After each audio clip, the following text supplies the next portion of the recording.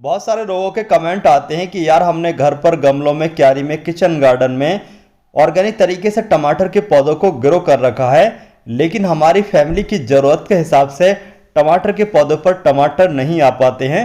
टमाटर के पौधे पर टमाटर आने की बात तो दूर है, टमाटर के पौधे पर जो फूल हैं वो नहीं रुक पाते या फिर टमाटर के पौधे की ग्रोथ ही नहीं चल पाती है। टमाटर आने की बात तो दूर है। तो अगर आपके टमाटर के पौधे की अच्छी तरीके से ग्रोथ नहीं चल पाती है, टमाटर के पौधे पर जो फूल आते हैं वो फल में कन्वर्ट नहीं हो पाते, फल में कन्वर्ट होने से पहले ही काले पीले होकर के झड़ जाते हैं, या फिर इसके अलावा टमाटर थोड़े बहुत आते हैं, ज़्यादा टमाटर नहीं आते, तो इस तरीके की दिक्कत अगर आप लोगों के साथ है तो आज की हमारी इस वीडियो को आप लोग कंप्लीट देखें, क्योंकि आज की इस वीडियो में आप लोगों को जानकारी देने जा रहे हैं टमाटर के पौधे को लगाने से लेकर ढेर सारे टमाटर हार्वेस्ट करने तक। इसके अलावा आज की इस वीडियो में आपको बताएंगे आपके टमाटर के पौधे से ज़्यादा टमाटर प्राप्त करने के लिए एक बेहतरीन होममेड ऑर्गेनिक फर्टिलाइज़र, उसके इस्तेमाल करने से आपके टमाटर के पौधे पर ढेर सारे टमाटर आना शुरू हो जाएंगे। इसके अलावा आज की इस वीडियो में आपको बताएंगे आपके टमाटर के पौधे की जो पत्तियां हैं वो ख़राब क्यों हो जाती हैं। इसके अलावा टमाटर के पौधे को बीज से ग्रो करना चाहिए या फिर कटिंग से ग्रो करना चाहिए। तो अगर आप टमाटर के पौधे के बारे में A to Z जानकारी चाहते हैं तो इसके लिए आपको वीडियो तो कंप्लीट देखना होगा ही, लेकिन इससे पहले अगर आपने हमारे चैनल को सब्सक्राइब नहीं किया है तो हमारे चैनल को सब्सक्राइब कर लें, साथ में बेल आइकन को प्रेस ज़रूर कर लें, जिससे कि आने वाला वीडियो का नोटिफिकेशन आपके पास पहुंचे और आप वीडियो सबसे पहले देख पाएँ। इसके अलावा अगर आपको कुछ जानना है, कुछ पूछना है तो आप हमें इंस्टाग्राम पर भी फॉलो कर सकते हैं, वहाँ आपको तुरंत ही आपके मैसेज का जवाब दिया जाएगा। तो चलिए शुरू करते हैं। टमाटर के पौधे को घर पर ग्रो करने के लिए किस तरीके से टमाटर के पौधे को लगाना चाहिए और किन किन बातों का ध्यान रखना चाहिए। घर की छत पर, किचन गार्डन में अपनी पूरी फैमिली की ज़रूरत के हिसाब से ऑर्गेनिक तरीके से टमाटर को ग्रो करने के लिए सबसे पहले चाहिए आपको गमला या फिर कोई भी क्यारी जिसकी गहराई 12 इंच हो। तो यहाँ पर हम गमला या फिर क्यारी की जगह ये प्लास्टिक का पुराना ड्रम ले रहे हैं, इसको हमने बीच में से कट कर लिया है और एक हिस्सा इसका इस्तेमाल कर रहे हैं टमाटर को ग्रो करने के लिए। अब बारी आती है टमाटर को ग्रो करने के लिए सॉइल मीडिया यानी कि मिट्टी किस तरीके की होना चाहिए। तो टमाटर को ग्रो करने के लिए बहुत ही सॉफ्ट सॉइल मीडिया चाहिए होता है। ज़्यादा हार्ड मिट्टी में टमाटर अच्छे तरीके से गमले में ग्रो नहीं हो पाते हैं। मिट्टी में तो कैसी भी, मतलब ज़मीन में तो कैसी भी मिट्टी में आप टमाटर के पौधों को लगा दें, टमाटर की ग्रोथ चल जाती है, लेकिन गमलों में, क्यारी में खास तौर से ध्यान रखना पड़ता है मिट्टी का। मिट्टी ज़्यादा हार्ड नहीं होना चाहिए। तो यहाँ पर हमने रेतीली मिट्टी में 30% गोबर की खाद और 70% रेतीली मिट्टी दोनों को मिक्स करने के बाद ये सॉइल मीडिया यानी कि मिट्टी को तैयार कर लिया है। मिट्टी तैयार करने के बाद अब बारी आती है टमाटर की पौध को ट्रांसप्लांट करने की। यहाँ पर जो मेरे हाथ में ये पौध देख रहे हैं ये 20 दिन पुरानी टमाटर की पौध है। इसको चलिए अब हम शिफ्ट कर देते हैं, ट्रांसप्लांट कर देते हैं। यहाँ पर एक बात का ये ध्यान रखना चाहिए, टमाटर के पौधे के बीज को डायरेक्टली मिट्टी में नहीं लगाना चाहिए, बल्कि इस तरीके से पौध को तैयार कर लेना चाहिए, उसके बाद उसको दूसरी जगह लगाना चाहिए। इसका फ़ायदा ये होता है कि कुछ पौधे ऐसे होते हैं जो अनहेल्थी होते हैं, अच्छे तरीके से ग्रोथ नहीं चल पाती है, तो पता चल जाता है जब पौधा तैयार हो जाती है कि कौन सा पौधा हेल्थी है और कौन सा अनहेल्थी है। तो जो पौधा हेल्थी होता है उसको ही आप शिफ्ट कर सकते हैं। इसके अलावा टमाटर के पौधों को बीज के अलावा कटिंग से भी तैयार किया जा सकता है। अगर आपके पास पहले से ही टमाटर के पौधे हैं तो आप बहुत सारे कटिंग से भी टमाटर के पौधे तैयार कर सकते हैं। टमाटर के पौधे कटिंग से किस तरीके से तैयार करना चाहिए इसके बारे में हम आपको आगे वीडियो में बताएंगे। यहाँ पर जो ये ड्रम है काफ़ी बड़ा ड्रम है और टमाटर के पौधे की जो रूट्स की गहराई होती है वो लगभग 12 से 20 इंच तक की गहराई तक की जाती है। ज़्यादातर 12 इंच तक की गहराई तक चल पाती है रूट्स, तो इसलिए कम गहराई वाला गमला सही रहता है, बल्कि टमाटर के पौधों को ग्रो करने के लिए चौड़ाई वाला गमला या फिर क्यारी सही रहता है। तो यहाँ पर हम ये जो हमने कटा हुआ ड्रम ले रखा है इसमें कम से कम 10 पौधे लगाएंगे। थोड़ा ज़्यादा पौधे लगा रहे हैं क्योंकि कभी कभी ऐसा होता है कि पौधों को ट्रांसप्लांट करने के बाद कुछ दिनों के बाद पौधे ख़राब हो जाते हैं, सूख जाते हैं, तो कुछ पौधे ख़राब हो भी जाते हैं, तो बाकी के पौधे हमें बच जाते हैं। इससे आने वाले समय में अच्छी खासी फ्रूटिंग देखने को मिलती है। अब यहाँ पर हमने सारे टमाटर के पौधों को लगा रखा है। लगाने के बाद हल्का पानी देंगे और पानी देने के बाद ध्यान रखें टमाटर के पौधे को ग्रो होने के लिए पूरा दिन की धूप मिलना बहुत ही ज़्यादा ज़रूरी होता है। अच्छे तरीके से जब टमाटर के पौधों को धूप मिलेगी तभी आपके टमाटर के पौधे अच्छी तरीके से ग्रोथ कर पाएंगे।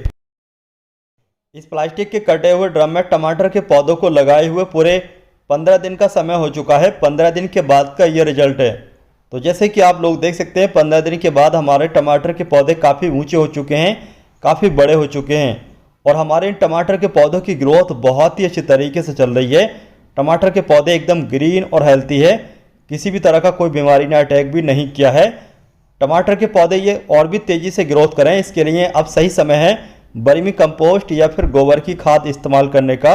अगर इस समय वर्मी कंपोस्ट या फिर गोबर की खाद इस्तेमाल करते हैं तो टमाटर के ये पौधे और भी तेज़ी से ग्रोथ करने लगेंगे और आने वाले समय में जल्दी फ्रूटिंग होगी। इसलिए आप टमाटर के पौधों में जल्दी फ्रूटिंग चाहते हैं तो इसके लिए हर 15 दिन के अंतराल पर आप एक टमाटर के पौधे के हिसाब से लगभग 20 ग्राम वर्मी कंपोस्ट या फिर गोबर की खाद ज़रूर ऐड करें, इससे अच्छा रिजल्ट देखने को मिलेगा। तो यहाँ पर हम ये वर्मी कंपोस्ट खाद को इस्तेमाल कर रहे हैं टमाटर के इन पौधों की ग्रोथ को तेज़ी से बढ़ाने के लिए। टमाटर के इन पौधों में वर्मी कंपोस्ट ऐड करने के बाद फिर हम अच्छी तरीके से पानी दे देंगे, जिससे कि वर्मी कंपोस्ट का जो असर है वो पौधों की जड़ों तक पहुँचे और पौधे जल्दी से जो ज़रूरी पोषक तत्व हैं वो उठा लें और पौधों की ग्रोथ अच्छी तरीके से हो पाए। टमाटर के इस पौधे की वीडियो देखने के बाद बहुत सारे लोगों के कमेंट आएंगे कि टमाटर के पौधे को कब से कब तक ग्रो करना चाहिए। तो मैं आप लोगों को बताना चाहता हूँ टमाटर के पौधों को ग्रो करने के लिए सही सीजन, सही मौसम जो होता है वो होता है अक्टूबर से लेकर के लास्ट फरवरी तक। इस दौरान आप कभी भी टमाटर के पौधों को आसानी से ग्रो कर सकते हैं। लेकिन गर्मी के मौसम में थोड़ा मुश्किल होता है टमाटर के पौधों को ग्रो करना, क्योंकि गर्मी के मौसम में क्या होता है कि ज़्यादा तेज़ गर्मी की वजह से टमाटर के पौधों पर जो फूल आते हैं वो फूल झड़ जाते हैं। इसलिए तेज़ गर्मी के मौसम में टमाटर के पौधों को ग्रो नहीं करना चाहिए। इसके अलावा टमाटर के पौधों को अगर हम गर्मी में ग्रो कर भी लेते हैं तो टमाटर के जो छोटे छोटे पौधे होते हैं वो तेज़ गर्मी की वजह से झुलस जाते हैं, पानी की कमी से पौधों की पत्तियां भी मुड़ जाती हैं। इस प्लास्टिक के कटे हुए ड्रम में टमाटर के पौधों को लगाए हुए पूरे 1 महीने का समय हो चुका है। 1 महीने के बाद का ये रिजल्ट है। तो जैसे कि आप लोग देख सकते हैं हमारे टमाटर के पौधे पहले से काफ़ी बड़े हो चुके हैं, काफ़ी ऊंची हो चुके हैं।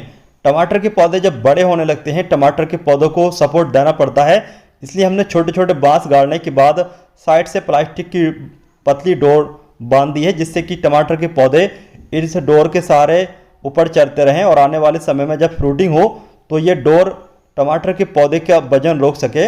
अगर हम इस तरीके से सपोर्ट नहीं देंगे तो टमाटर का पौधा या तो नीचे फैलने लगेगा या फिर थोड़ा बहुत स्टैंड रहता भी है तो टमाटर जैसे ही आने लगते हैं, जैसे ही टमाटर का वेट बढ़ने लगता है, इससे टमाटर का पौधा टूट जाता है। इसलिए इस तरीके से आप टमाटर के पौधों को सपोर्ट देने के लिए कोई भी पतली डंडी, बांस की खपचे या फिर इस तरीके के पतले पतले बांस गाड़ दें। नीचे जो आप यहाँ पर देख रहे हैं, नीचे वाली जो ब्रांचेस यहाँ पर कटी हुई देख रहे हैं, इस तरीके की नीचे से ब्रांचेस निकली रहती हैं जो कि सकर ब्रांचेस होती हैं। उन पर नीचे ही फ्रूट लगना शुरू हो जाते हैं और ऊपर की साइड में फिर बाद में फ्रूट नहीं लग पाते हैं। तो इस तरीके से नीचे से जो भी सकर ब्रांचेस निकलती हैं उनको ज़रूर कट कर दें। इसके अलावा नीचे की पत्तियां भी कट कर देना चाहिए। और नीचे से पत्तियां कट करने का फ़ायदा ये रहता है कि नीचे आपके पौधे की मिट्टी में धूप पहुंचती है, इससे आपके पौधे की मिट्टी में फंगस या फिर दूसरी टमाटर के पौधे की जड़ गलन वाली समस्या वाली बीमारी नहीं हो पाती है। तो ख़ास तौर से ध्यान रखें, इस तरीके की सकर ब्रांचेस या फिर नीचे से थोड़ी बहुत जो पत्तियां हैं उनको हटाते रहें। इसके अलावा अनवांटेड पौधे, घास वगैरह को भी समय समय पर निकालते रहें। इस तरीके की जो छोटी छोटी घास वगैरह या फिर जो भी अनवांटेड पौधे होते हैं निकल आते हैं तो ये सारा ज़रूरी पोषक तत्व खींच लेते हैं। इससे आने वाले समय में टमाटर के पौधे पर अच्छे तरीके से फ्रूटिंग नहीं चल पाती है, बल्कि इन अनवांटेड पौधों की ही ग्रोथ चलती है और टमाटर के पौधों की ग्रोथ रुक जाती है। अगर आप चाहते हैं कि आपके टमाटर के पौधे पर अच्छे तरीके से फ्रूटिंग चल सके तो इसके लिए आपको इस तरीके की घास वगैरह को समय समय पर हटाते जरूर रहना चाहिए। यहाँ पर मैं आप लोगों को एक बात बताना चाहता हूँ, जैसे ही आप टमाटर के पौधों को गमले में या फिर क्यारी में लगा दें, 15 दिन से 20 दिन हो जाएं, उसके बाद टमाटर के पौधों पर बंजी कटिंग कर सकते हैं। बंजी कटिंग करने का फ़ायदा ये रहता है कि आपके टमाटर के पौधे पर काफ़ी सारी साइड ब्रांचेस निकलना शुरू हो जाती हैं। इससे भी टमाटर के पौधे पर ज़्यादा फ्रूटिंग लगने के चांस बढ़ जाते हैं। यहाँ पर दूसरे गमले में जो आप हमारे ये टमाटर के पौधे देख रहे हैं, ये 20 दिन पुराने टमाटर के पौधे हैं। इन पर हम बंजी कटिंग करने जा रहे हैं। इस तरीके से जब बंजी कटिंग कर लेंगे तो आने वाले समय में इन टमाटर के पौधे पर काफ़ी सारी साइड ब्रांचेस निकलना शुरू हो जाएंगी। जब ज़्यादा साइड ब्रांचेस निकलना शुरू हो जाएंगी तो जाहिर सी बात है, जब ज़्यादा टहनियाँ होंगी तो ज़्यादा फल लगेंगे। लेकिन इस तरीके से पिंच करने के बाद, बंजी कटिंग करने के बाद तुरंत आपको ऑर्गेनिक फर्टिलाइजर देना चाहिए। इससे ब्रांचेस भी ज़्यादा आती हैं, इसके अलावा आने वाले समय में ज़्यादा फ्रूटिंग आने के चांस बढ़ जाते हैं। टमाटर के पौधों पर बंजी कटिंग यानी कि टमाटर के पौधों को टॉप के एरिया से पिंच करने के बाद कुछ दिनों के बाद इस तरीके से आपके टमाटर के पौधों पर काफ़ी सारी साइड ब्रांचेस निकलना शुरू हो जाती हैं, यानी कि टमाटर के पौधे घने होना शुरू हो जाते हैं। तो बंजी कटिंग करने का यह फ़ायदा होता है। अब चलिए हम आपको बताना चाहते हैं टमाटर के पौधे में कौन सी खाद का इस्तेमाल करना चाहिए, जिससे कि आने वाले समय में आपका टमाटर के पौधे पर ज़्यादा फ्रूटिंग हो सके। टमाटर के पौधे पर ज़्यादा फ्रूटिंग हो सके, टमाटर का पौधा ज़्यादा घना हेल्थी दिखे, इसके लिए आप होममेड ऑर्गेनिक फर्टिलाइजर इस्तेमाल कर सकते हैं। इस फर्टिलाइजर का नाम है मस्टर्ड केक के द्वारा बनाया गया लिक्विड फर्टिलाइजर, यानी कि ये जो फर्टिलाइजर है इसको हमने सरसों की खली के द्वारा तैयार किया है। इस फर्टिलाइजर के बारे में मेरे हिसाब से आप लोग सभी जानते हैं। अगर आप लोगों को नहीं पता है कैसे तैयार होता है तो इसके बारे में आप हमें कमेंट बॉक्स में कमेंट कर सकते हैं। आने वाले समय में मस्टर्ड केक का लिक्विड फर्टिलाइजर कैसे तैयार करते हैं इसके बारे में आने वाले वक्त में हम वीडियो अपलोड कर देंगे। इस प्लास्टिक के ड्रम में लगे हुए टमाटर के जो ये पौधे देख रहे हैं, इन पौधों में भी हमने मस्टर्ड केक का ऑर्गेनिक लिक्विड फर्टिलाइजर इस्तेमाल किया था।